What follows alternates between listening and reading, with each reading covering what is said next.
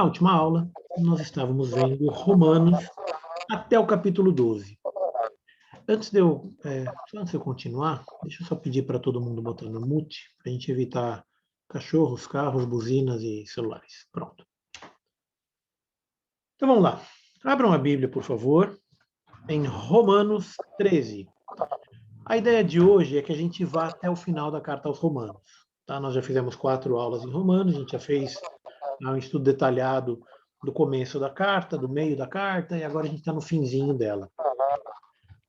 Antes da gente entrar em Romanos 13, eu queria só pedir para vocês lembrarem, né, o que a gente viu já na carta aos Romanos.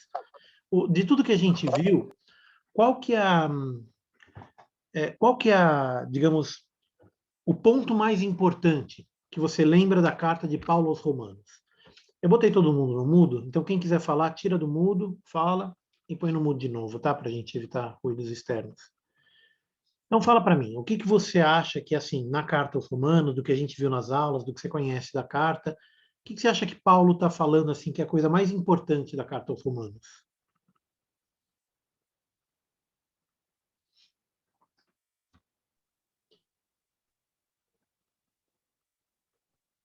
Se você pudesse fazer um resumo da carta, o que você diria, assim, que é a coisa mais significativa, a coisa que mais te marcou nas últimas semanas, nos estudos que a gente fez e nas leituras que você fez da carta? No começo da carta, até o capítulo 7, por aí, ele está falando do homem carnal. Aí ele começa no 7 para o 8 e vai falando do homem espiritual. Né? Então, para mim, esse é o resumo dessa carta, assim, em termos gerais, vamos dizer. Está correto. Só complementando no final da carta, então ele já falou do homem carnal, do homem espiritual, e no final da carta ele trata, a partir do 12, a gente já entrou um pouquinho nisso, até o final, até o 16, ele fala sobre a vida do cristão. Né, o que é ser cristão, como é que um cristão deve agir, reagir, como é que um cristão deve fazer. A gente vai ver o finalzinho da carta agora, então a gente vai abordar bastante esse tema, mas está correto. Quer dizer, o começo ele fala do homem carnal e a consequência do pecado, né? O meio ele fala sobre o homem espiritual e a consequência da graça, e no final ele fala o que eu preciso fazer, já que eu tenho a graça, já que eu tenho a salvação, já que eu tenho isso tudo, o que eu faço agora? É o final da carta. O que mais que vocês lembram assim da carta? Algum ponto específico, algum verso que vocês gostam?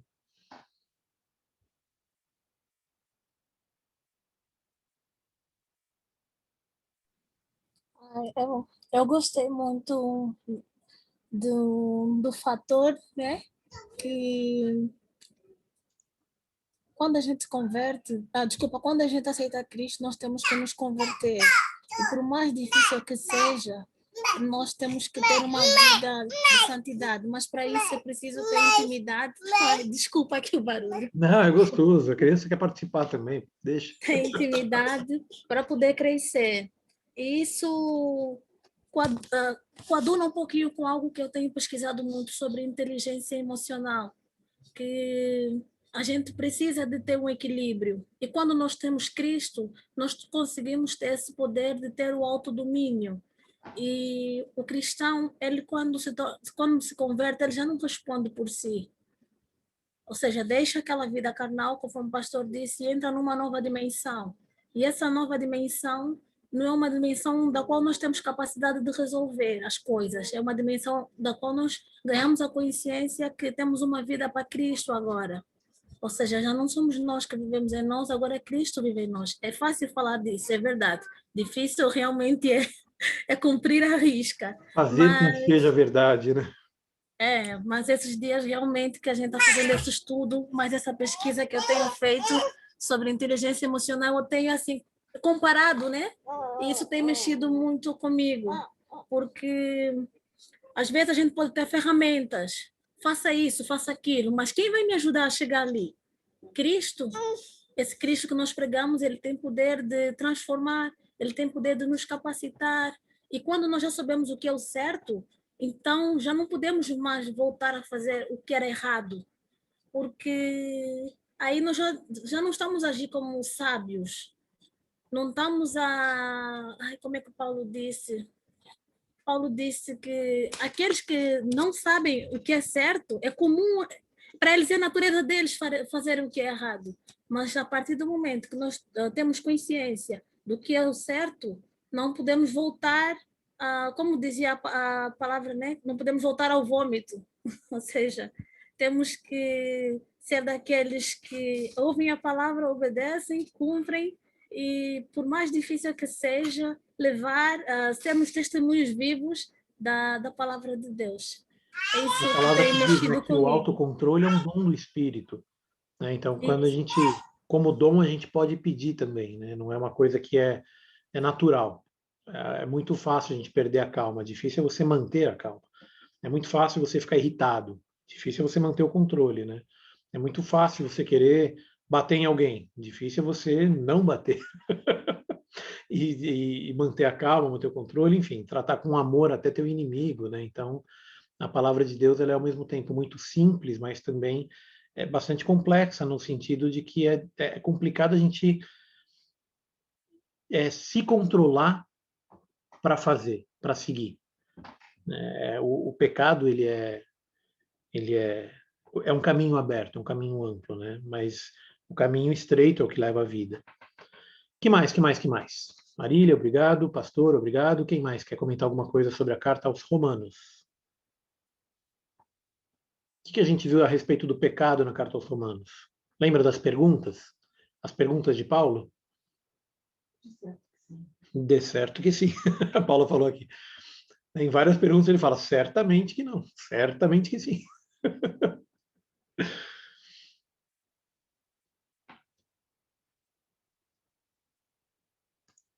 Eu vi que o pastor Ciara entrou agora há pouco. Pastor, o que a gente está fazendo é relembrando as passagens mais marcantes da carta aos Romanos.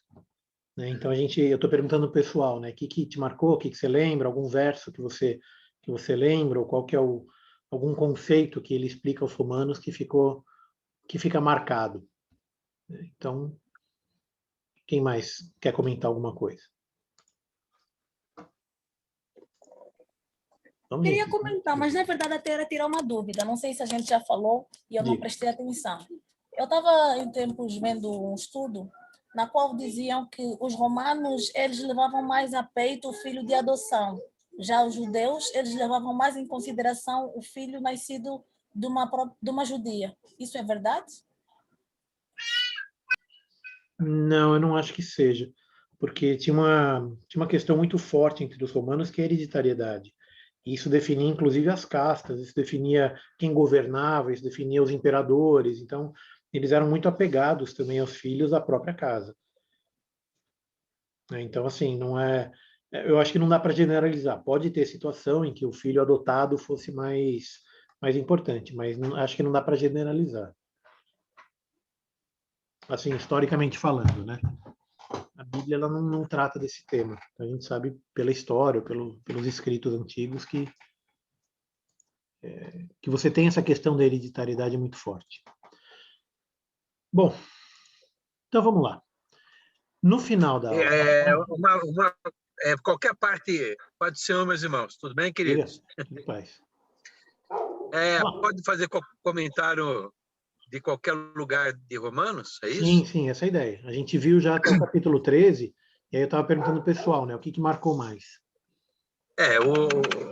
Sempre não foi de agora, mas uma coisa que sempre me marcou foi lá em Romanos 12, que fala que nós não devemos nos conformar com este mundo, mas nos renovarmos, né, com o nosso entendimento, para que a gente possa experimentar qual seja a boa, agradável e perfeita vontade de Deus. Eu vejo este versículo como um versículo diariamente em nossas vidas. É um exercício que nós temos que fazer isso diariamente para que a gente não tome a forma do mundo, mas que o nosso entendimento esteja sempre sendo renovado por Deus. Eu vejo um versículo dinâmico em nossas vidas, na vida do cristão, né? E é, ao mesmo tempo, uma bênção, né, uma promessa, e é também uma dificuldade. né? Porque a gente Exatamente. sabe racionalmente que a gente deve fazer isso, né? Não conformar com o século, mas transformar-vos pela renovação da nossa mente. A renovação, não é um clique que você aperta um botão e virou, né? Ele é um processo contínuo. É um processo que a gente tem que fazer a vida inteira, né? A gente está sempre se renovando, está sempre fazendo melhor. Uma frase que eu repeti já nas 2 ou 3 últimas aulas foi que eu devo fazer com que amanhã eu seja melhor do que hoje, né? Hoje eu tenho que ser melhor do que ontem, eu tenho que estar sempre me renovando, sempre me recriando e sempre com foco no homem perfeito, que é Jesus Cristo. Então, a carta aos Romanos, ela tem essa estrutura, né, de primeiro apresentar o pecado e a consequência dele, que é a morte, depois apresentar a graça e a consequência dela, que é a vida, e aí depois ele trata essa questão da transformação, e como é que eu, como cristão, devo viver para que eu possa, e aí sim, é o que diz aqui em 12:2, para experimentar qual seja a boa, agradável e perfeita vontade de Deus. Correto. Bom, então, vamos aqui para o 13. Né? No 12, o final do 12, ele já está falando algumas dicas, né, as virtudes recomendadas ao cristão, a gente já estudou isso aqui, não vou voltar nesse tema, mas no 13 ele completa, ele continua falando dessas virtudes. Então ele começa falando sobre a obediência às autoridades. Eu diria que hoje é difícil respeitar as autoridades, mas eu também diria que isso nunca foi diferente, né? Nunca foi diferente, porque você imagina, na época dele, você respeitar um governo romano, você respeitar um governo invasor, né? Você, ao longo da história, você sempre teve reis, você sempre teve, sei lá, nobres que não eram justos, e aqui o que ele diz é o seguinte: toda autoridade superior, não há autoridade que não proceda de Deus. E as autoridades que existem foram por ele instituídas, né? Então, o ponto aqui, ele está falando sobre a autoridade, ele está falando sobre a lei dos homens, e em resumo ele diz o seguinte: você não quer temer a autoridade? Você não quer ter medo da autoridade? Então faz o que é bom. E você vai ter louvor dela. E aí, Renato, diga. isso aí sempre eu já me propus uma vez a querer estudar isso e sempre vou, eu não me lembro, mas veja bem, essa autoridade que fala aí, ele fala assim, não há autoridade que não venha de Deus. Nós sempre consideramos autoridade, né, o presidente, o governador, o deputado, o delegado, mas veja o que ele fala aqui embaixo. Por isso, quem resiste à autoridade resiste à ordenação de Deus, os que trarão sobre si mesmo condenação, porque os magistrados não são terror para as boas obras. E, se eu não me engano, em outra tradução, diz os ministros. Eu entendo que essa autoridade ele está falando no sentido espiritual, na igreja, no povo de Deus. Eu tenho dificuldade para entender que isso é no mundo secular. Esse é um texto que eu confesso que também me traz alguma dificuldade, tá? Ele fala sobre magistrados e, assim, eu acho que ele inclui o mundo secular também, porque ele, no final, ele termina falando de pagar a tudo o que lhe é devido. A quem tributo, tributo, a quem imposto, imposto, e a quem respeito, respeito. Então, aqui não é só dentro da igreja, é fora também. Né? E aqui ele fala também, se você não quer temer a autoridade, então faz o bem e terá louvor dela.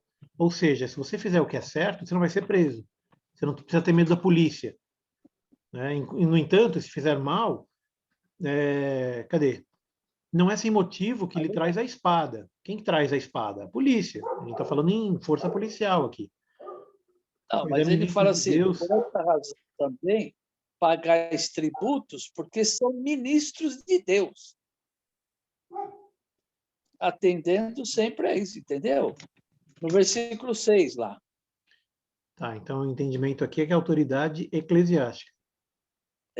Aí que está. Eu tenho dificuldade de entender que toda autoridade no mundo secular é constituída por Deus. Então, eu acho que é esse o sentido original do texto, porque uma passagem lá no Velho Testamento fala que quando os assírios invadiram, foi também por uma ordenança de Deus. O faraó segurar o povo e depois liberar o povo foi porque Deus ordenou. Os babilônicos invadirem também foi, né, que Deus colocou no coração dele de invadir. E a autoridade, mesmo sendo de um povo inimigo, sobre aquele povo, ela também tinha um efeito educativo. Né? É uma tragédia, é uma situação de guerra, uma situação de luta, mas ela também tem um efeito educativo.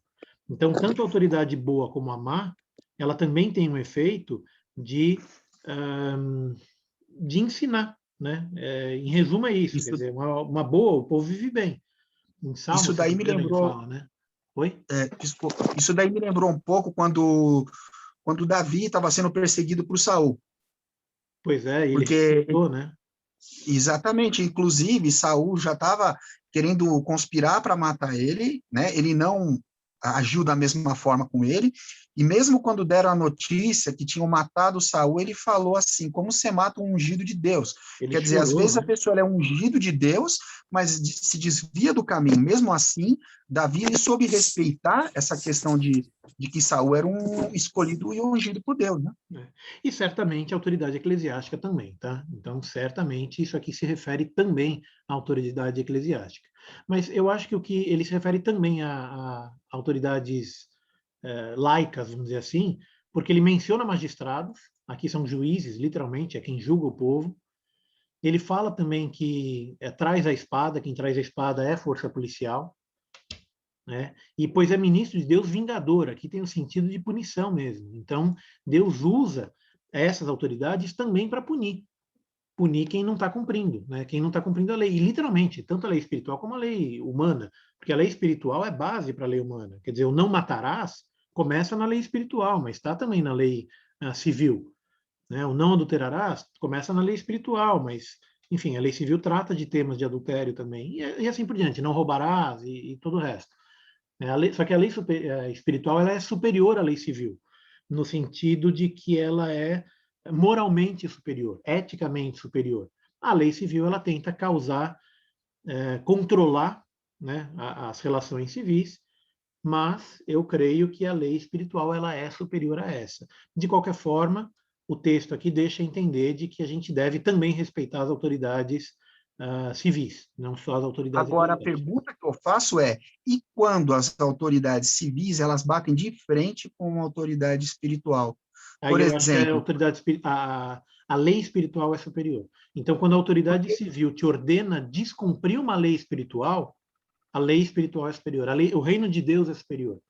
Né? Então, você porque vai aí me seguir o lembra reino um de pouco, Deus. aquela questão do tipo, bom, de acordo com a lei, o Brasil é um Estado laico, ponto. Então, de acordo com a lei, eu não posso pregar ou falar a palavra de Deus em locais vinculados ao governo. Por exemplo, uma escola, uma faculdade. Eu não posso falar sobre a Bíblia dentro desses lugares. Não Eu acho oficialmente. Né? Um professor pago pelo governo não pode ministrar. Mas você, enquanto aluno ou frequentante, poderia. Né? O Estado laico não significa Estado ateu. Estado laico significa que o Estado não vai obrigar nenhuma religião, mas também não vai proibir nenhuma.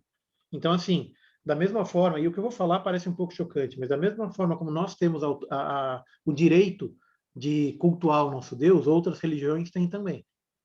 Tá? Então, isso significa Estado laico. Agora, do ponto de vista espiritual, a lei espiritual cristã, evangélica, eu vejo ela como superior a qualquer outra. Então, se o Estado te ordena descumprir essa lei ela tem prioridade. Se o Estado te ordena, por exemplo, assassinar, roubar, matar, você não vai assassinar, roubar e matar. Você vai cumprir a lei de Deus primeiro. Né? Porque, em última instância, o reino de Deus é o que vai. É o que vem, né? Depois disso, é o que vai reinar sobre todos os outros estados. Mas aqui ele está fazendo uma sugestão bem prática. Isso aqui é bem pragmático. O que ele está falando é literalmente: se você está devendo imposto, paga. Se você está devendo tributo, paga. Né? Se está devendo respeito, respeita. Se você está devendo honra, honra. Né? A quem honra, honra. Então, assim, é uma sugestão prática para você evitar problemas na Terra. Em resumo, é isso. Só que ele não para por aí. Ele começou aqui, mas ele vem falando também do amor. Então, o amor, aqui ele fala: a ninguém fiqueis devendo coisa alguma, exceto o amor, com que vos ameis uns aos outros, pois quem ama ao próximo tem cumprido a lei. E ele começa falando sobre a lei civil, e aí ele passa a falar do amor, e depois ele passa a falar sobre leis espirituais. Mas antes de ele falar das leis espirituais, nota que ele repete os mandamentos. E ele repete de uma forma bem prática. Bem prática. É bem assim, preto no branco. Não adulterarás, não matarás, não furtarás, não cobiçarás. E se há qualquer outro mandamento, tudo nessa palavra se resume a amarás o teu próximo como a ti mesmo. Aqui, de novo, o foco dele é o relacionamento humano. Tanto que Jesus, quando falou isso, ele falou, amará a Deus sobre todas as coisas e ao próximo como a si mesmo. Aqui ele já passou da parte do amarás a Deus. Isso ele já passou nos capítulos anteriores. Então ele enfatizou, reenfatizou, explicou, deu 1000 exemplos, amarás o teu Deus. Né? Porque Deus ele te dá a graça e através da graça você é salvo. Então começou por aí. Aqui ele já está tratando da relação entre homens. Por isso que ele fala de tributo, de imposto, de amor. E aqui os mandamentos que ele dá não são todos. Ele dá os mandamentos humanos, os mandamentos de relacionamento entre pessoas. Não adulterarás, não matarás, não furtarás, não cobiçarás e amarás ao próximo como a ti mesmo. Porque se você ama o próximo como a ti mesmo, você não vai praticar o mal. O amor não pratica o mal contra o próximo. De sorte que o cumprimento da lei é o amor. Tá? Então, isso aqui, de novo, é um resumo da lei. Jesus já tinha ensinado sobre isso e aqui ele está reforçando esse tema. E aí ele começa a detalhar um pouco melhor. Então, ele começa a falar, por exemplo, que está na hora. Está na hora de você acordar, porque o tempo está chegando. O tempo da salvação é agora. Porque a nossa salvação está agora mais perto do que quando no princípio cremos. E a cada dia mais perto. E eles têm aqui um senso de urgência, tá? Os apóstolos, todos eles tinham esse senso de urgência. Quando Jesus morreu e ressuscitou e subiu aos céus, eles criam que, quando Jesus falou, né, que não passará essa geração sem que venha o reino de Deus, eles criam que Jesus ia voltar enquanto eles ainda estavam vivos. Eles criam que Jesus ia voltar antes dos anos 70. Ia voltar ali, agora, imediatamente. Tipo, voltou e já vem, entendeu? Era isso que eles queriam. Então, eles tinham um senso de urgência muito grande em levar essa palavra para o mundo inteiro. E esse senso de urgência era útil, era necessário, mas eles não tinham entendido a questão da geração, né? Que não passará essa geração sem que venha o reino de Deus. Porque o reino de Deus foi o próprio Cristo, que já tinha vindo. O próprio Cristo já era o reino de Deus aqui entre nós. E esse reino já tinha vindo. E esse reino vai voltar. E quando voltar, vai voltar sobre todos os outros reinos. Vai voltar com toda a honra, toda a glória, todo o poder.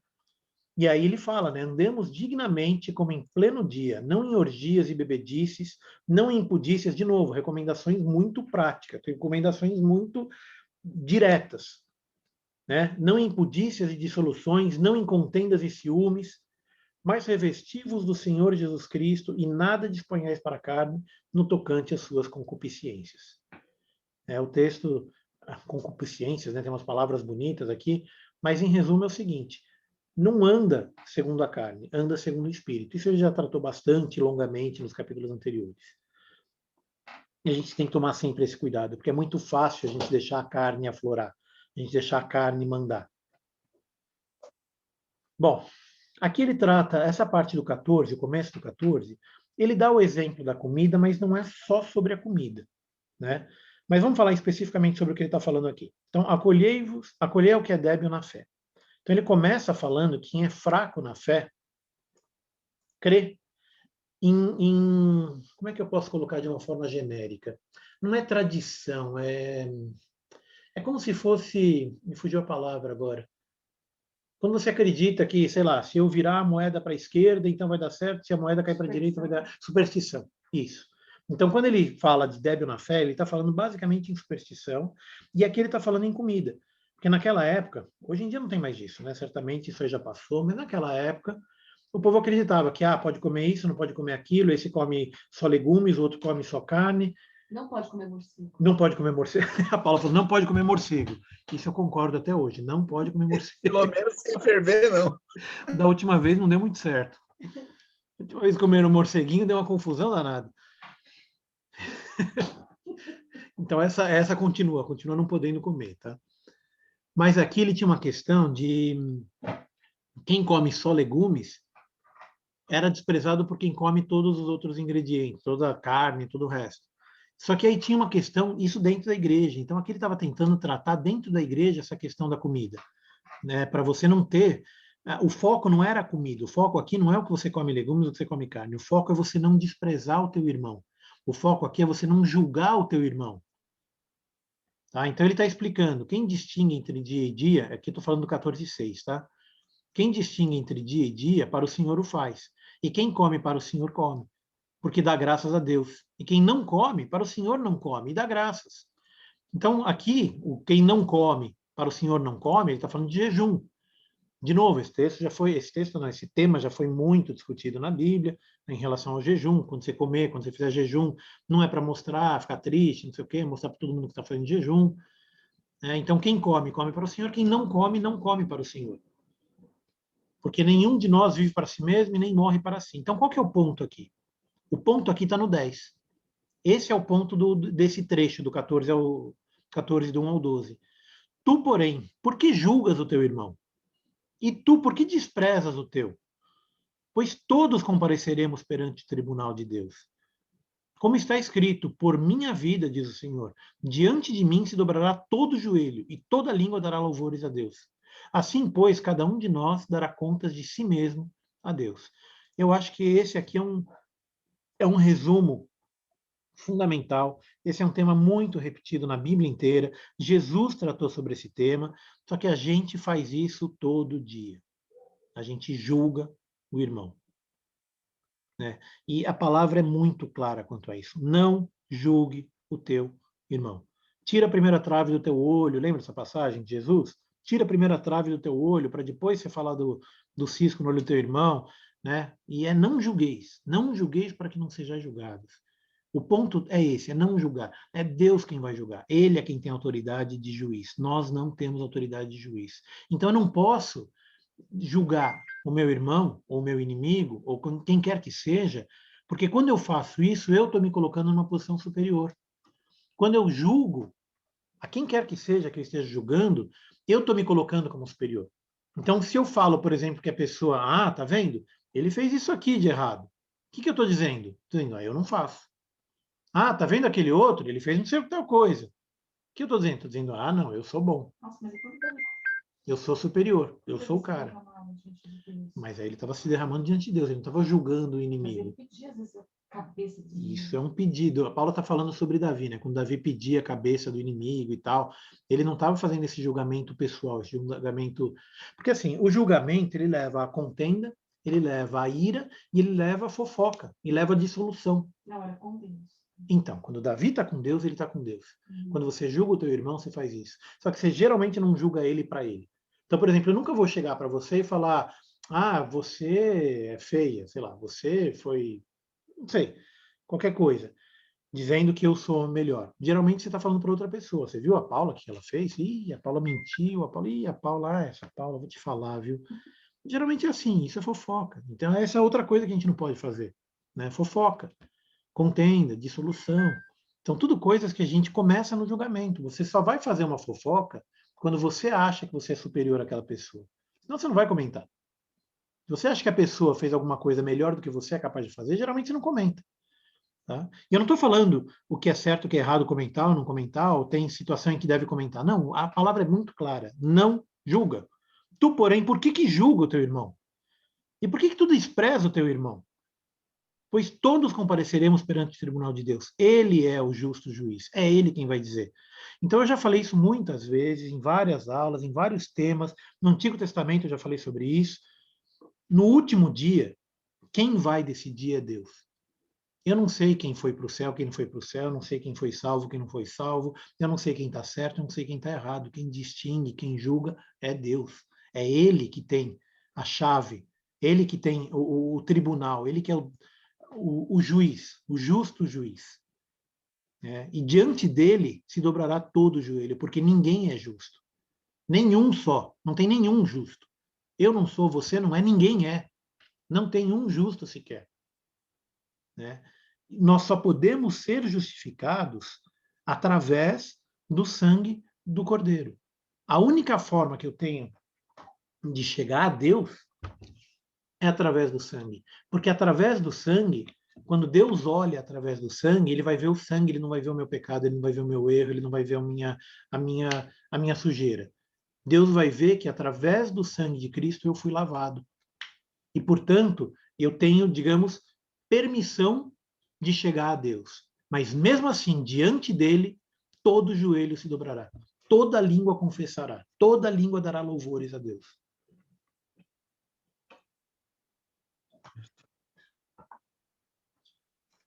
Assim, pois, cada um de nós dará conta de si mesmo. Então, não adianta a gente ficar falando, faz isso, faz aquilo, tá certo, tá errado. O que a gente tem que fazer é colocar na mão de Deus. É literalmente, é orar para Deus e falar, Deus, cuida. É isso. E ai daquele que Deus julga, ai daquele que Deus cuida, porque quando ele julga, eu já falei sobre isso em outra aula também, porque assim, eu tenho muito medo de pedir a justiça de Deus, porque quando eu estou fazendo isso, existe uma boa chance de que o errado seja eu. E quando eu peço a justiça de Deus, Deus é justo. E ele é justo para julgar e para condenar quem está errado. Então, quando eu peço a justiça de Deus, falando, Deus, não sei o quê, julga aquela pessoa. Então, manda aquela pessoa para não sei aonde. A justiça de Deus pode cair sobre mim também. Né? Então, a gente tem que ter muito medo, não medo, mas assim, é um temor quanto à justiça de Deus, porque ele é justo. E a justiça dele também é sobre mim, não é só sobre o outro. E quando eu peço a justiça de Deus sobre o outro, eu estou automaticamente me colocando numa posição de superioridade. Eu não sou superior. Eu não posso dizer, Deus julga tal pessoa. Porque quando eu faço isso, eu estou dizendo, ele é mau, eu não, eu sou bom. Então, Deus julga ele, não eu. Eu estou legal, eu estou bem. Né? Então, a gente tem que tomar muito cuidado com isso. E, de preferência, não julgar o teu irmão. E aí, de novo, ele repete isso no 13. Não nos julguemos mais uns aos outros. Pelo contrário, tomai o propósito de não pôr de tropeço ou escândalo ao vosso irmão. Então, é bem clara, não tem meias palavras, não tem interpretação, não tem texto oculto, não tem, porque no grego essa palavra significa julgamento, é o que significa essa palavra. Não julgue, é o que significa, não tem entrelinhas, letrinhas miúdas, é isso, não julgue. Tá? Jesus falou isso, os Provérbios falou isso, Salmos falou isso, né? Davi falou, Salomão falou, Jesus falou, Paulo está repetindo, ele fala isso várias vezes em outras cartas. Então, assim, não julga. Deixa que Deus julgue. Qualquer coisa que estiver acontecendo na tua vida. Isso é justo, isso não é justo. Eu estou me sentindo injustiçado. Põe na mão de Deus. É dele a justiça. Ele é o Senhor da justiça. Tá? Você está se sentindo Agora, injustiçado? Renato, Entrega para uma Deus. coisa assim, muita gente confunde a questão do sentido de julgar quanto ao exortar a conduta errada. Por exemplo, a Bíblia diz que eu, como cristão, eu tenho que exortar. Exortar é não julgar, não é julgar, mas as pessoas, em muitos lugares, se confundem. Você está me julgando. Não estou te julgando. Eu estou orientando você, mostrando, olha, essa conduta não é adequada, essa conduta não é certa. E eu vejo que eu espero isso dos pastores, dos líderes espirituais, porque muitas vezes eles precisam exortar o povo quando eles estão tendo atitudes que não são corretas. Mas tem muitos cristãos que já falam, você já não pode contestar isso, já está julgando o outro, entende? Então, aí eu acho que é uma linha distinção. Muito tênue. Você tem razão. Mas tem uma distinção entre você exortar o povo e você exortar uma pessoa. Né? Quando você, por exemplo, você, Rodrigo, vamos supor que você pisou na bola comigo. Eu posso chegar para você e falar, Rodrigo, você pisou na bola comigo. Você agiu de uma forma errada, você me ofendeu, você me magoou, eu fiquei triste. Eu estou falando para você, isso é uma exortação. O que seria um julgamento? O julgamento seria eu ligar para Paula e falar, Paula, você viu o que o Rodrigo fez? O Rodrigo pisou na bola comigo, esse cara é um safado, sem vergonha, porque ele foi malvado, ele mentiu, ele roubou, sei lá, qualquer coisa. Aí, o que eu estou fazendo? Eu estou julgando você, condenando você e ainda estou fazendo fofoca. Eu estou ligando para Paula. Então, a Bíblia ela também diz que quando algum irmão fizer alguma coisa de errado contra você, você vai e fala com ele. Você não vai falar para todo mundo. Você não vai falar na igreja que o irmão pisou na bola com você. Se o irmão fez alguma coisa contra você, você vai e fala para ele. Você vai e acerta.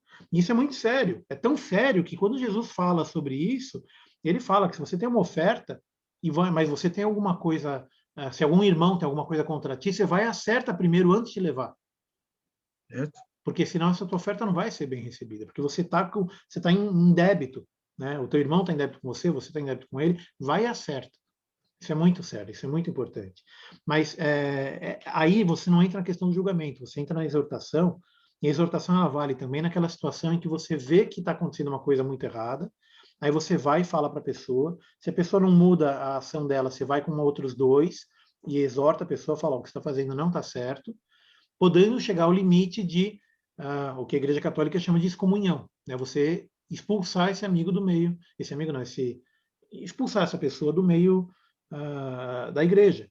Pode chegar a esse ponto, pode chegar a esse limite. É difícil a gente ver isso, é raro ver isso, mas a Bíblia instrui dessa forma também, né? Você chega e fala: olha, está errado.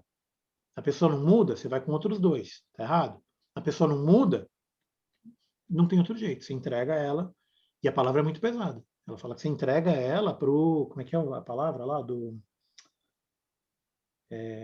Os provocadores, não os provocadores, é os... Não. Não, enfim, quando você tira ela do meio, essa pessoa vai ser afligida. Eu não lembro agora a palavra. Tem uma... Bom, enfim, eu não lembro agora a palavra. Mas o Vai fato para é que disciplina, pode chegar a esse esse ponto. termo, não? Hã? Vai para disciplina, não é esse o termo que se usava? Então, o disciplina é quando você exorta. Se a pessoa muda o caminho, morreu o assunto. Agora, quando não muda e continua no erro, ele pode chegar a esse extremo. E o trecho fala, esse mesmo trecho fala que ele vai para um lugar onde vai ter choro e ranger de dentes, né? Então, assim, o negócio é sério. Mas, enfim. E aí eu vejo ele fala... assim, Renato, Oi, diga. a gente tem uma diferença básica entre exortação e julgamento. Você exorta quando a pessoa literalmente infringe uma lei, né? Então o Senhor diz assim: não cobiçará. O cara está cobiçando, você vai lá e exorta o cara. Cara, você está cobiçando, não pode fazer isso. Ah, não pode mentir, o cara está mentindo. Ô, meu, você está mentindo. Agora, o julgamento é, por exemplo, tem uma pessoa lá na igreja que está lá no canto, está sentando no último banco, e você fala: tá vendo? Ó, o cara aí já esfriou, esse aí já não está mais no meio da... Aí você está julgando, porque a gente não conhece qual é o problema que ele está vivendo para passar por aquele momento, né? Então, o julgamento é de uma coisa que você desconhece o fato do porquê que aquela pessoa está agindo daquela maneira. E a exortação é quando ela é patente, clara, de que ela está realmente transgredindo, né, uma lei, um mandamento de Deus. E aí, então, nós temos, a Bíblia diz que nós temos que chamar o irmão, exortar, né, primeiro sozinho, depois com uma testemunha, e depois perante a igreja, e se não concordar, o que você falou, Paulo falou: ainda não tiraram do meio de vocês? Vamos, sei o que vocês estão esperando aí, né? Então, acho que é básico isso aí, né? Pastor, eu dificilmente poderia explicar melhor que isso. Eu agradeço. Ficou claro para todo mundo a distinção entre julgamento e exortação? Bem claro. Então, vamos em frente. Espera aí, deixa eu compartilhar a tela de novo.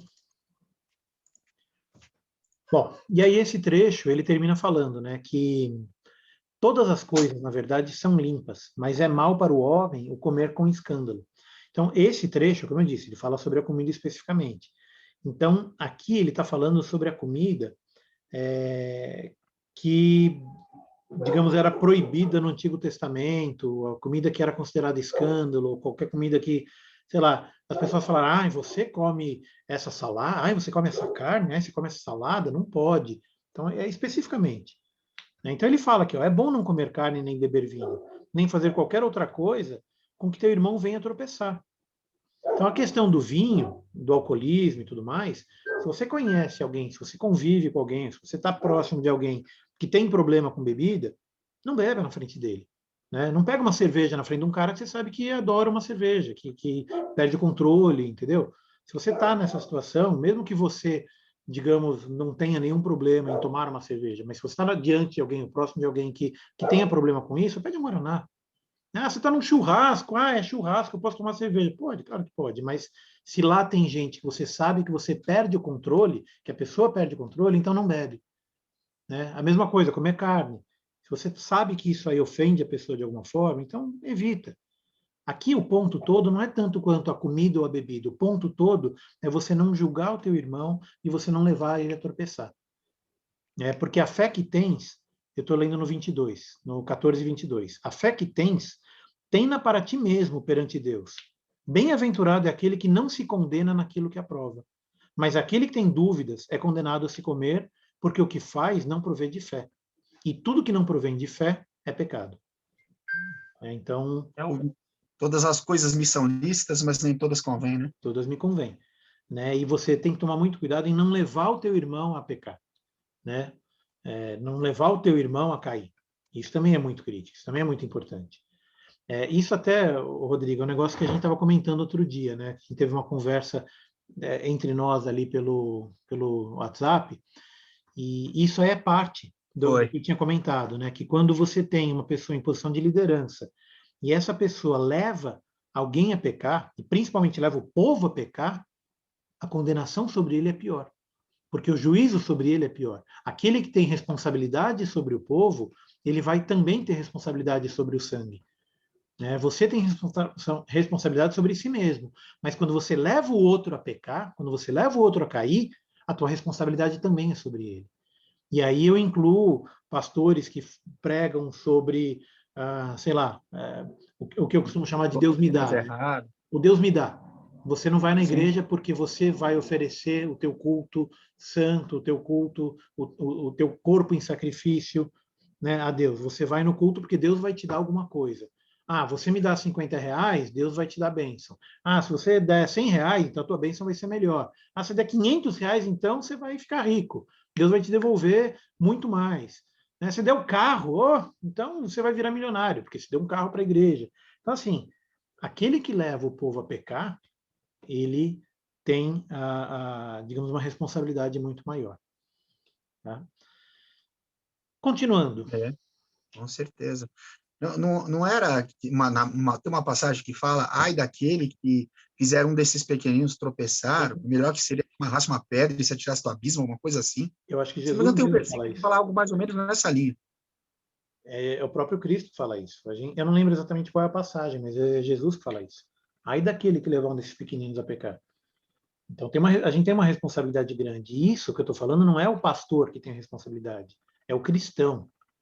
Tá? Então, assim, o pastor tem também? Claro que tem, certamente que tem, porque ele está falando diante de muita gente. Né? Mas não é só isso.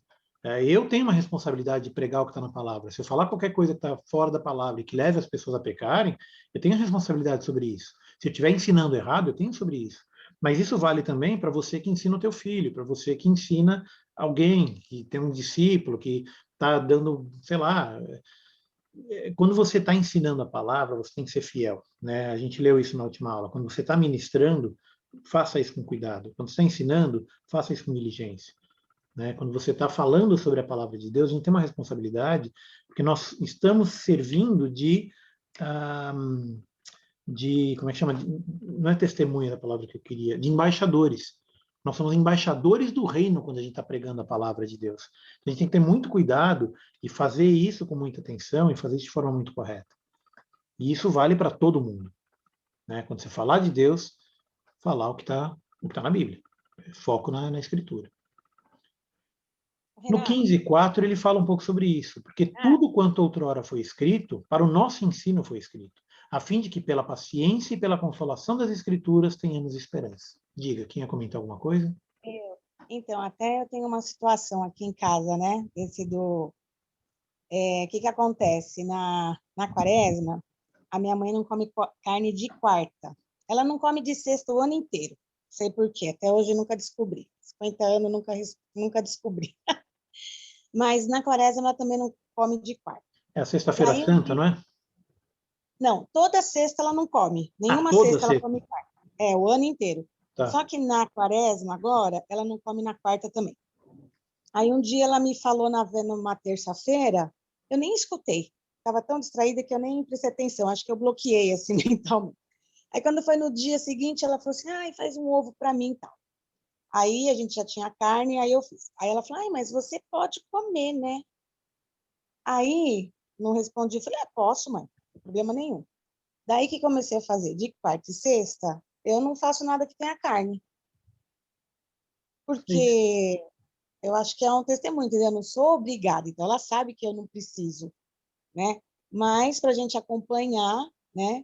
e somos só nós 3 também, né? Então, ela fica observando isso, entendeu? Porque então, e você está dando um bom testemunho. Hoje não sei o quê. Não, então amanhã já tem coisa ou com ovo, ou com peixe, ou com seja lá o que for, né? Eu acho um absurdo. Você está dando um bom testemunho, você está agindo conforme está escrito aqui em Romanos. Porque, assim, para você tanto faz comer peixe ou carne, mas para ela tem importância. Então, como para ela tem importância, come peixe. Não escandaliza a tua mãe, teu irmão, entendeu? Eu já fiz isso também. Tinha uma época em que a minha mãe, ela mesmo já tendo deixado o catolicismo, mesmo frequentando uma igreja batista e tal, ela ainda mantinha algumas das tradições da igreja católica, como é o exemplo de você comer peixe na Sexta-feira Santa. Por anos a gente continuou comendo peixe na Sexta-feira Santa. E ok, não tem problema comer um bacalhau, é gostoso comer um bacalhau. Uma vez por ano ainda, a gente nunca compra bacalhau, né? Então ok você comer um bacalhau. Mas aí, a partir do momento que ela tinha esse entendimento, o comer o bacalhau não era mais uma tradição, uma obrigação religiosa, passou a ser um gosto, passou a ser uma vontade. Então ela manteve o costume, mas foi por gosto, não por obrigação. Agora, se tem alguém que, por exemplo, é convidado para comer junto e que tem ainda, que segue essa tradição católica, e que chega na mesa e você vê um bife na mesa, o cara vai ficar ofendido. Falou, mas está comendo bife na Sexta-feira Santa? Não pode. Né? Então, a gente deve evitar levar o irmão a pecar ou escandalizar o irmão. Né? Se não for uma coisa que você... assim, em relação à comida, bebida, eu acho que a gente pode ter esse cuidado. Né? É a recomendação de Paulo aqui. E aí a explicação no 15, né? No 15:1 ele fala, portanto, cada um de nós agrade ao próximo no que é bom para a edificação. Então, assim, a gente não é para ficar agradando todo mundo o tempo inteiro em tudo que a pessoa quer. Só porque ela pediu, você vai agradar. Não. Agrada no que é bom para a edificação. Porque também Cristo não se agradou de si mesmo. Antes, como está escrito, as injúrias que te ultrajavam caíram sobre mim. Pois tudo, eu estou lendo no 15, tá? 15:4 agora. Pois tudo quanto outrora foi escrito, para o nosso ensino foi escrito, a fim de que pela paciência e pela consolação das Escrituras tenhamos esperança. Então, nessa linha, né, que a gente deve evitar ofender, deve evitar escandalizar, para, dando testemunho, trazer a pessoa a Cristo. Aí ele continua falando, não sei o quê, blá, blá, blá, e aí tem alguns trechos que eu queria mencionar aqui embaixo, a partir do 7 até o 13. Aqui ele cita vários versos em relação ao Antigo Testamento, ele cita vários do Antigo Testamento. E aqui ele está focando principalmente a questão do gentio e do judeu. Né? Por que ele começou nessa questão da comida? Porque para o gentio, tanto faz o que ele come. Comer carne de porco, comer bacon, comer qualquer coisa, tanto faz, mas para o judeu isso era escandaloso. Então, quando ele fala na carta aos Romanos, ele está falando principalmente para quem veio de uma tradição romana em relação ao povo judeu. Por isso que ele falou da carne, por isso que ele falou do vinho, por isso que ele falou dessas coisas. Porque ele estava falando para quem fosse membro daquela igreja, para evitar escandalizar, evitar julgar. Então, ele falou também, quem separa dia e dia, ele está falando do sábado. Porque os romanos não guardavam o sábado, mas os judeus guardavam. Então, para você evitar ficar julgando isso, o cara é judeu, ele guarda o sábado, que absurdo guardar o sábado. Não, deixa ele guardar o sábado. Para ele é importante. Ele não come carne de porco, então não vou comer bacon na frente de um cara que não come carne de porco. Entendeu qual que é o ponto? E aqui ele vem no cerne da questão. Porque Deus é Deus de todos. Ele é Deus dos gentios e ele é Deus dos judeus. Porque, como está escrito, por isso te glorificarei entre os gentios e cantarei louvores em teu nome. E também diz, alegrai-vos, ó gentios, com o teu povo. Com o seu povo, o povo judeu. Então, os gentios vão se alegrar junto com o povo judeu. Louvai ao Senhor, vós, todos os gentios, e todos os povos o louvem. E, de novo, e também Isaías diz, haverá a raiz de Jessé, aquele que se levanta para governar os gentios. Nele, os gentios esperarão. Aqui ele está falando de quem? Quem que é a raiz de Jessé? Davi. A raiz de Jessé. Davi é filho de Jessé, não é? Isso. E quem que é a raiz de Jessé? Jesus. Jesus. E haverá a raiz de Jessé. Isaías disse isso, né? Ele não conhecia o nome de Jesus, mas ele sabia que vinha de Davi. Né? Aquele que se levanta para governar os gentios. Nele os gentios esperarão. Então, aqui, o ponto todo, ele está reforçando um trecho que ele falou lá no capítulo 8, se não me engano, 8 ou 9, que Deus é Deus dos judeus, mas ele é também Deus dos gentios.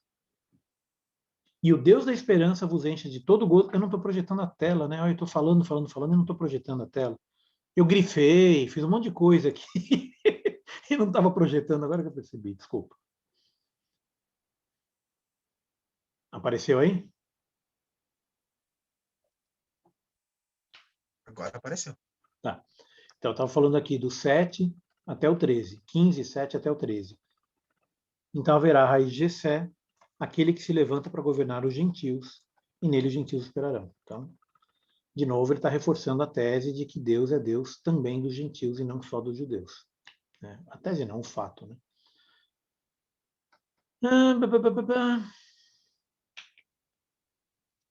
E aí ele explica, né, que ele sabe que eles já estão possuídos de bondade, cheios de conhecimento e aptos para admoestardes uns aos outros. O que é admoestardes? Admoestar, o que é isso? Chamar a atenção. Exatamente. É o que a gente estava falando agora há pouco. Então, nós estamos aptos para admoestar uns aos outros.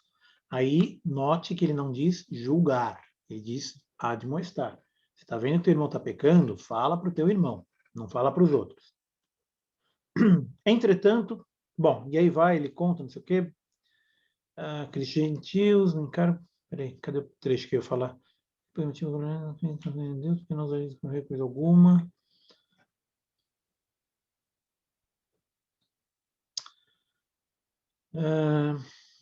Aqui, esse trecho do 14 até o 21, ele está meio que explicando o próprio ministério. Né? Ele está explicando por que ele fez o que ele fez, por que ele acha que Jesus também é para os gentios. Né? Então ele fala, para que eu seja ministro de Cristo entre os gentios. O trecho que eu estava querendo... achei, está aqui embaixo, no 20. Esforçando-me desse modo por pregar o evangelho não onde Cristo já foi anunciado, para não edificar sobre fundamento alheio. Antes, como está escrito, hão de vê-lo aqueles que não tiveram notícia dele, e compreendê-lo os que nada tinham ouvido a seu respeito. Tá? Então, aqui ele está justificando por que ele foi pregar entre os gentios e por que essa carta é aos romanos e não aos judeus. E aí, o final do capítulo 15 ou 16, ele basicamente está fazendo alguns aconselhamentos administrativos, vai. Então, até aqui, ele vem falando, né, até o final aqui do 13, ele vem falando da vida do cristão, que é o tema principal da nossa aula de hoje. Ele fala, né, justifica por que ele está entre os gentios, o que ele foi fazer entre os gentios e por que Jesus também é Deus entre os gentios. Tá? E no final ele conta dos planos dele. Então ele fala, né, que ele quer viajar, quer ir para lá, de passagem. Olha só que curioso, no 24 ele fala... Peraí, isso aqui é 14, 24? Não, 15 e 24. Pense em fazê-lo quando em viagem para a Espanha. Então, quando ele escreveu a carta aos romanos, ele ainda tinha esperança de ir até a Espanha. Vocês lembram quando a gente estudou o livro de Atos? O que aconteceu quando Paulo foi até Jerusalém? O que aconteceu com ele em Jerusalém? Vocês lembram disso? Se eu não me engano, quando ele chegou em Jerusalém, teve uma discussão entre saduceus e fariseus, não foi essa parte? Que Paulo chegou e virou e falou, eu sou fariseu, filho de fariseu, e apenas estou defendendo a minha crença de que na ressurreição, uma coisa mais ou menos assim. Exatamente. E aí... E até teve um soldado que desceu, tirou ele ali, porque a multidão queria trucidar ele. Então, e aí vai ao ponto, né? Então, um pouco antes dele chegar em Jerusalém, ele passou em várias igrejas e teve profecias em relação a Paulo quanto à ida dele a Jerusalém. O que diziam essas profecias? O que disseram para Paulo em relação a Jerusalém? Olha, isso eu não lembro. Eu lembro que parece que tem uma parte que diz que Deus fala assim para Paulo, não temas, porque assim como você testemunhou em Jerusalém, terás que testemunhar em Roma. Isso eu sei que tá lá em Atos também. Tem isso. Mas quando ele está na Grécia, ele está voltando para Jerusalém, ele próprio recebe a palavra... Né? Oi? Falou para ele não ir, né? Exatamente. Ele próprio é avisado pelo Espírito. Em vários lugares que ele passa, as pessoas falam para ele, os irmãos falam para ele, e tem uma profecia clara sobre ele, falando para ele não ir para Jerusalém. Tem um profeta que tira o cinto dele, amarra o cinto na própria mão e fala, ó, isso aqui é o que vai acontecer com o dono desse cinto. Então eles estão falando que Paulo vai chegar em Jerusalém e vai ser preso.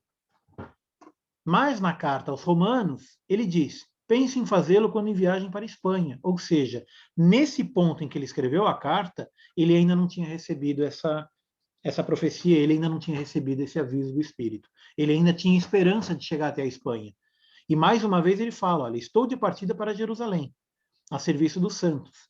Nesse ponto, ele estava em algum lugar da Macedônia, algum lugar ali perto de Atenas ou por ali, na Grécia ainda, onde hoje é a Grécia, né? Na época Macedônia.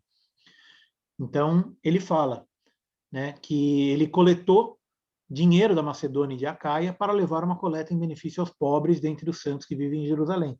Então, essa foi a coleta que ele fez nas igrejas da Ásia, né, que eles dizem, mas enfim, as igrejas da Grécia e daquela região, e ele ia levar para Jerusalém. Nesse ponto que ele escreveu a carta, ele ainda não tinha recebido essa profecia. Isso fica muito claro aqui um pouquinho depois, quer ver? Mesmo eles são devedores, porque a gente é participante espiritual, blá, blá, blá, blá, aqui, ó. E bem sei que ao visitar-vos, irei na plenitude da bênção de Cristo. Né? Então, aqui de novo, ele não está esperando ir a Roma preso, ele está esperando ir a Roma como uma visita voluntária e ficar um tempo entre eles. Ficar um tempo pregando em Roma, também como ele fez nas outras igrejas. Entretanto, aqui parece que ele já tinha ideia do que ia acontecer, porque ele pede oração para os irmãos. Nota, ele diz, olha, no 31, para que eu me veja, ele pede, né, rogo-vos, pois, irmãos, por nosso Senhor Jesus Cristo, que luteis juntamente comigo nas orações a Deus a meu favor. Luteis juntamente comigo, para que eu me veja livre dos rebeldes que vivem na Judéia, e que este meu serviço em Jerusalém seja bem aceito pelos santos. Então, aqui ele já tinha uma ideia de que tinha um risco em ir para Jerusalém. Mas eu acho, minha opinião, que nesse ponto ele ainda não tinha a profecia e ele ainda não tinha recebido do Espírito o aviso de que ele seria preso. Aqui ele estava querendo escapar dos rebeldes, mas ele não foi preso pelos rebeldes, ele foi preso pelo governo romano. E foi preso pelo governo romano para libertar ele dos rebeldes. Então percebe que ele acabou sendo preso de qualquer forma, mas Deus também libertou ele dos rebeldes, senão ele teria sido morto, não preso.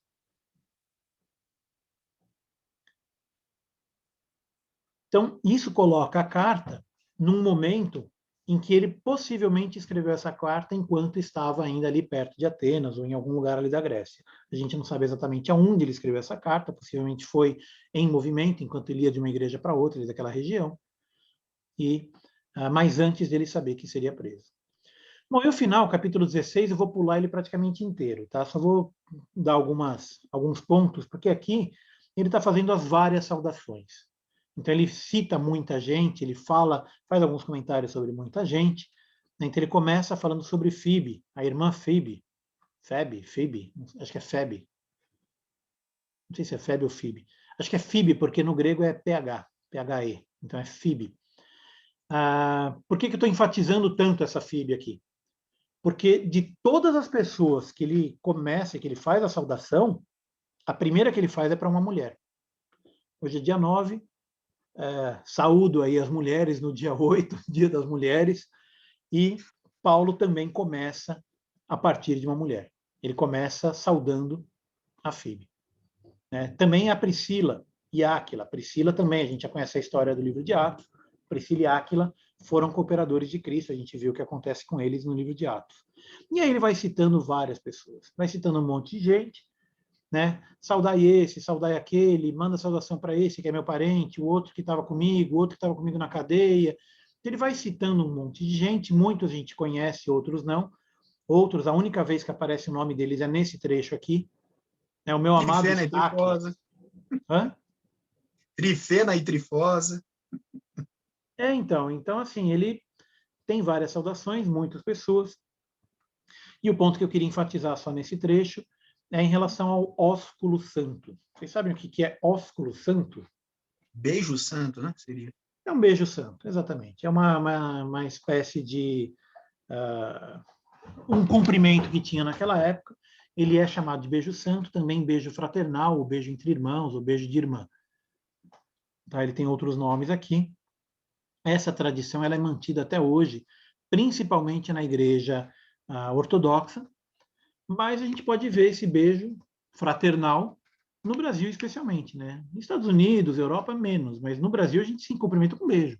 Na Itália também, vários países com uma tradição mais forte do catolicismo, o cumprimento usual é um beijo. Então, um beijo no rosto, 2 beijos no rosto. É isso aqui. Saudai-vos Não uns na aos pandemia. outros. Na pandemia isso deu uma diminuída, mas, enfim, eu ainda beijo a Paulo no rosto de vez em quando. No rosto. Mudamos para o soquinho. Né? Cotovelo. Dá um choquinho. Bom, e ele termina a carta falando, gente, não briga. Não briga. Se você tem alguém em desacordo com a doutrina, afastai. Então, noteis bem aqueles que provocam divisões e escândalos, em desacordo com a doutrina que aprendestes. Afastai-vos deles. Esse aqui é uma última recomendação que ele tem, que ele termina, e ele tem um comentário aqui no 20, e o Deus da paz, em breve, esmagará debaixo dos vossos pés a Satanás. Só para a gente terminar, um último comentário, aqui ele menciona, quer ver? No 21, saúdo-vos Timóteo, operador, e eu, Tércio, que escrevi esta epístola, vos saúdo no Senhor. Bom, essa carta não falei que era Paulo que tinha escrito? Não foi Paulo que escreveu isso aqui para os romanos? Quem que é Tércio? Vocês têm ideia? Alguém já viu isso alguma vez?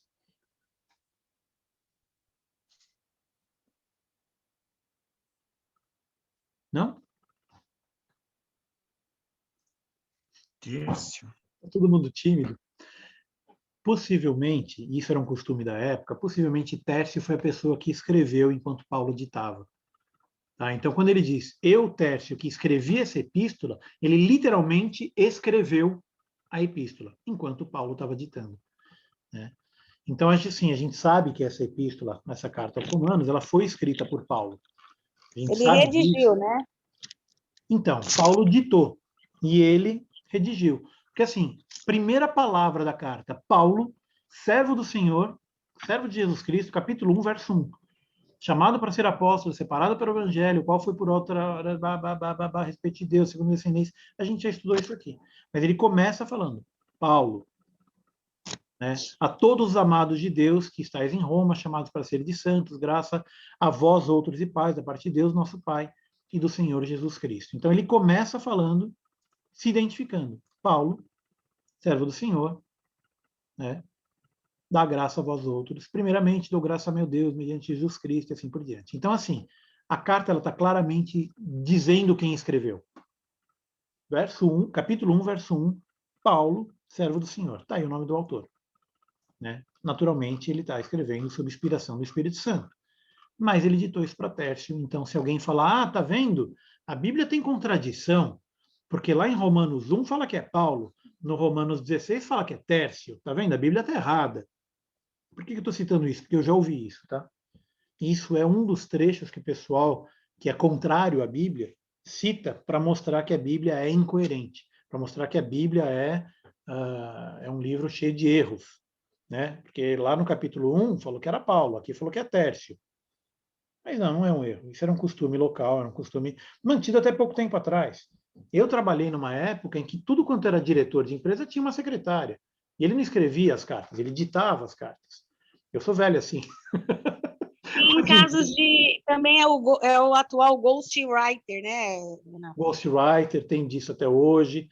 Né? Outra coisa, cartório. Cartório é para isso. O cartório não é o cartoricista lá, o cara que escreve tudo. Ele manda alguém escrever o nome dele e ele vai e assina embaixo. Os juízes, mesma coisa, não é o juiz que escreve. Tem alguém que escreve para ele, ele vai lá e assina e carimba. Então aqui é a mesma coisa, tá? Eu, Tércio, que escrevi essa epístola, também vos saúdo. Tércio é um nome romano, então dá a entender que ele era alguém da igreja de Roma, que possivelmente estava andando com Paulo, escreveu essa carta e ia voltar para Roma e levar a carta para os romanos. Tá? Então essa é um entendimento comum, não está escrito claramente isso, mas é um entendimento comum em relação a essa carta. E ele termina com um trecho que é muito bom, eu vou ler esse trecho, só para a gente já terminar a nossa aula também. Ora, aquele que é poderoso para vos confirmar, segundo o meu evangelho e a pregação de Jesus Cristo, conforme a revelação do mistério guardado em silêncio nos tempos eternos, e que agora se tornou manifesto e foi dado a conhecer por meio das escrituras proféticas, segundo o mandamento do Deus eterno, para obediência por fé entre todas as nações. Ao Deus único e sábio seja dada a glória, por meio de Jesus Cristo, pelos séculos dos séculos. Amém. Amém? Amém. Amém. Amém. Amém. Quando eu comecei a Amém. ler a carta, quando eu comecei a fazer um estudo sobre a carta aos Romanos, eu falei que era uma carta que eu gostava, tá? Mas ela não é uma carta fácil. Ela não é simples, ela não é fácil. Ela é uma carta cuja compreensão exige um pouco de raciocínio, exige ler, reler, voltar para trás e para frente, mas ela é rica, porque ela mostra toda a maravilhosa graça de Deus, né? Ela mostra para a gente em detalhes o pecado, a graça, por que a graça é tão importante, por que ela é tão significativa, a graça salvadora, e por que eu preciso da graça. E a partir do momento que eu recebi a graça, o que eu faço com isso? Então, essa carta ela é bem completa. Ela mostra para a gente o que é ser cristão. Né? Ela mostra para a gente o poder de Deus. Por que Jesus... Eu até fiz uma aula com esse título, né? Por que Jesus era necessário? Por que Jesus precisava morrer? A gente falou sobre isso. E aqui na Carta aos Romanos ele explica isso. Né? Ele fala sobre o pecado, ele fala sobre a salvação, ele fala sobre a graça, e ele fala sobre o que eu, enquanto cristão, a partir do momento que eu entendi isso, o que eu tenho que fazer. Então, recomendo a leitura, releitura, o estudo dessa carta e o ensino dessa carta, que seja comum e frequente nas nossas igrejas, porque ela é muito legal. Amém? Tem algum comentário adicional, alguma dúvida? Críticas e sugestões?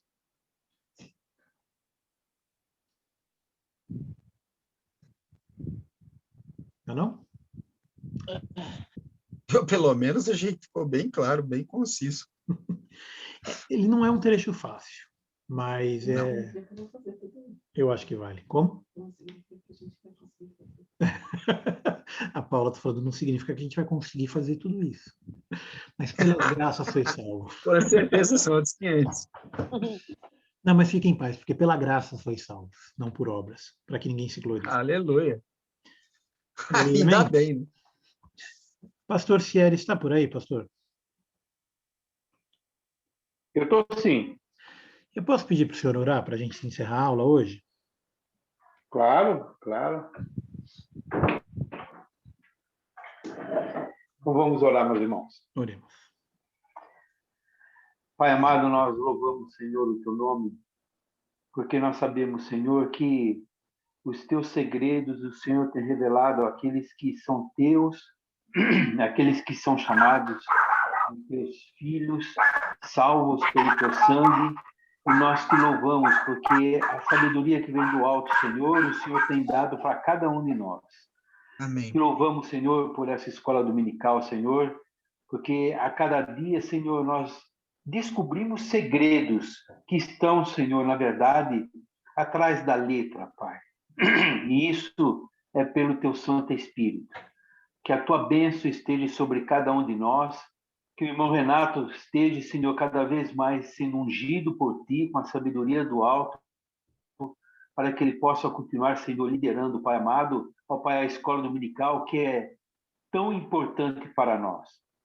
Te pedimos que o Senhor possa, a cada dia, a cada semana, Senhor, abrir os nossos corações, o nosso entendimento, para que nós possamos, Senhor, nos deleitarmos, Pai, Senhor, dos teus segredos, deleitarmos, Senhor, no seu entendimento, Pai, porque a tua palavra, Senhor, ó Pai, ela é viva, ela é penetrante e ela nos traz, Senhor, liberdade, Senhor, nos traz, na verdade, a luz, Senhor, ó Pai, das coisas ocultas que estão, Senhor, ó Pai, contigo. Nós louvamos, Senhor, o teu nome. Nós te agradecemos, Senhor, ó Pai amado, porque eu sei, Senhor, que o Senhor tem chamado a cada um de nós. Senhor, e cada um, Senhor, que tem se chegado a ti, tem desejado, estudar a tua palavra, Senhor, ler a tua palavra, meditar nela. Nós louvamos o teu nome por isso, Senhor. Te pedimos que a tua bênção continue sobre cada um de nós. Nós oramos e te agradecemos por tudo, em nome de Jesus. Amém. Amém. Amém. Amém. Amém. Deus Amém. abençoe, Glória a Deus. guarde e proteja. Amanhã não esqueçam, reunião de oração. Quinta-feira, culto. Ô, pastor, na quinta-feira o culto é lá na igreja ou vai ser online? Online. Online. Tá, domingo também, né? Domingo também. Tá legal. Então, pessoal, não percam, culto online, quinta, domingo. E compartilhem, porque o culto ele é muito legal. E já teve vez que a gente compartilhou o culto com gente que estava lá no Amazonas e assistiu junto com a gente. Né? O Rodrigo, lá em Goiás, assistiu com a gente. Então, assim, não deixa de compartilhar, não deixa de falar para as pessoas, porque geralmente os cultos são muito bons, né? Geralmente não, sempre são muito bons e a gente sempre é abençoado, a gente sempre aprende, né? Nos cultos da igreja lá da IEP. Então, peguem o link do YouTube, compartilhem com os amigos e vão participar por enquanto que não dá para estar lá ao vivo e a cores, que seja pela internet, mas vão participar. Então, propaganda feita. Deus abençoe. Boa semana a todos. Amém. Paz a todos. Amém, querido. Com Deus. Amém. Paz. Senhor. Deus abençoe.